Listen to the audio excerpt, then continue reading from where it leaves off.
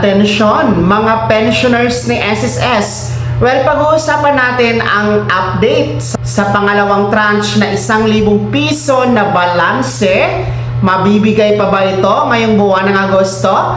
Mabibigay pa ba ito sa Administrasyong Marcos? Yan ang ating pag-uusapan sa episode na ito.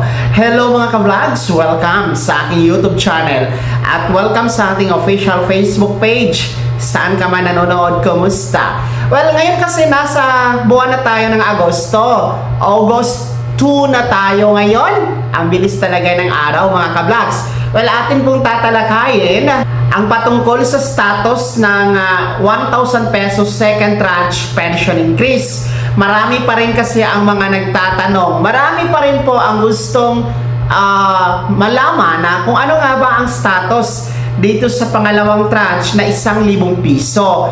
Well, para po sa kaalaman ng lahat at sa mga baguhang pensyonado ng SSS, ang tinutukoy natin na 1,000 piso na second tranche pension increase ay ito po yung karugtong ng unang tranche na 1,000 piso na pinatupad noong taon 2017. Well, ito po sa panahon ni dating Pangulong Rodrigo Roa Duterte. Kung natatandaan niyo po, kanya pong inutos dati, noong 2016, ang pagpapatupad ng SSS ng 2,000 piso na pension increase. Okay?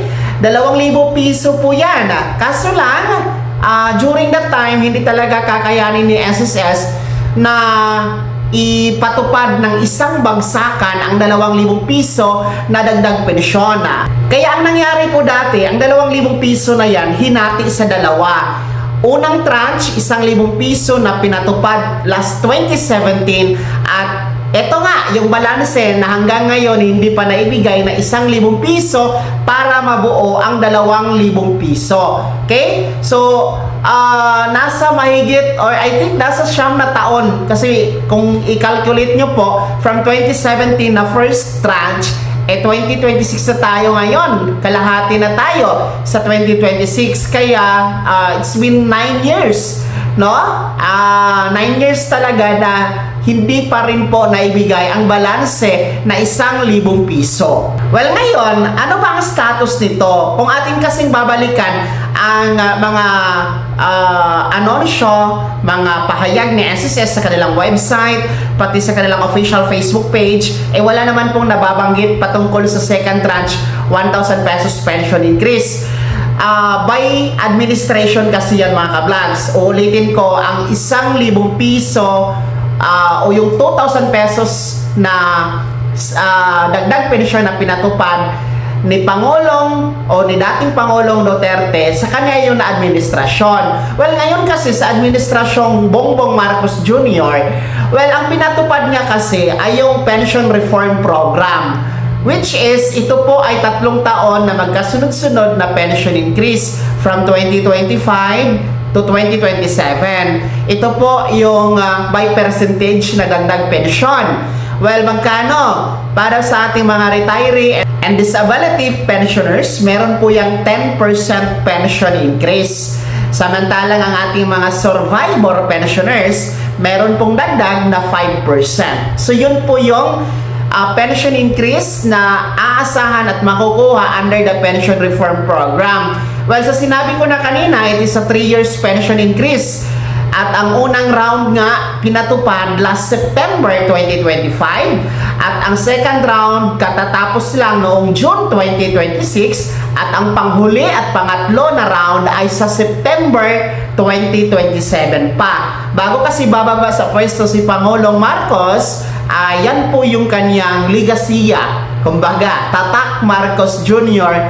na pinatupad sa SSS during his administration. Okay? So, sa madaling salita, wala tayong aasahan na 1,000 piso second round o second tranche na balanse last 2017 sa panahon ni dating Pangulong Duterte. Wala yan sa ngayon. No? Hindi yan mapapatupad at hindi yan mangyayari sa administrasyong ito ni Pangulong Bongbong Marcos Jr. Yan yung malinaw dyan. Kaya wag na kayong maghanap, wag na kayong asa na ibibigay yan sa inyo bago or on or before magbaba sa pwesto si Pangulong Bongbong Marcos, no? Tingnan natin sa susunod na administrasyon, baka naman ipagpatuloy yung balanse na 1,000 piso, mga ka-vlogs, no? O di kaya naman po, baka ibang pension increase program na naman ang ipapatupad, no? Kasi ulitin ko, by administration po ang mga programa. Buti sana kung magkaibigan ang past and previous, previous and present administration. No, okay sana kung magka-vibes, magkaibigan, magkaalyado, kasi pwede niyang ipagpatuloy. Alam niyo naman sa Pilipinas, no? Every administration kalaban, hindi kaalyado. So ayaw niyang sundan yung nauna. Gusto niya meron siyang sarili na programa, di ba? Nasa Pilipinas tayo, mga ka-vlogs.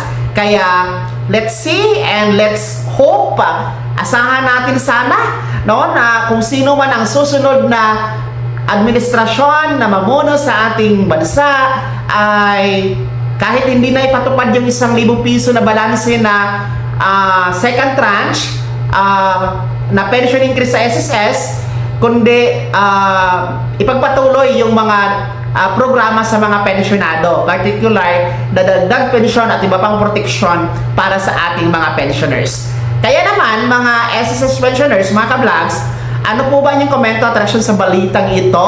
No? Kayo din po ba ay naniniwala na baka sa susunod na administrasyon ay mapapatupad ang 1,000 piso na second tranche pension increase na balanse?